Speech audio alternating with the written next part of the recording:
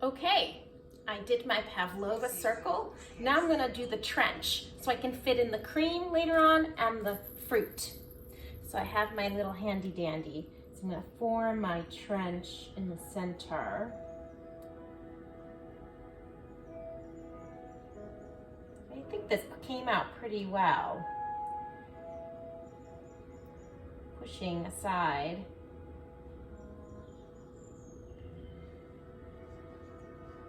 this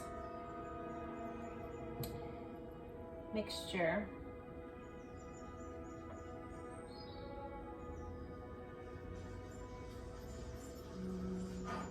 Making this trench just a little bit thicker. I want to get the cream inside later. So this will be for Christmas Day.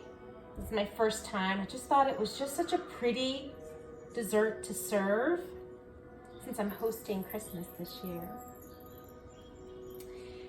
And I'm doing this a little ahead of time. So this is a few days, but I've been told that I can make this about a month prior, as long as you store it tightly. And so I'm gonna get this trench going. Make sure I have that.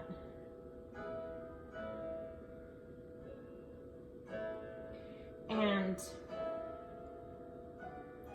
just like cooking, I like to try to see if it tastes okay. This is super good. So I got the super good. I always like to clean out my bowls as much as possible, get every little bit out. I think this trench is good.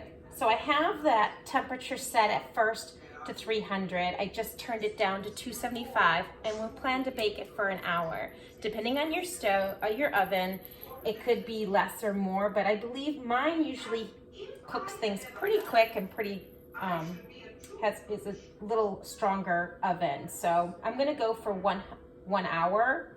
And if it needs more, I'll look through the window, not opening the door, and checking to see if I need to put another 5, 10, 15 minutes longer.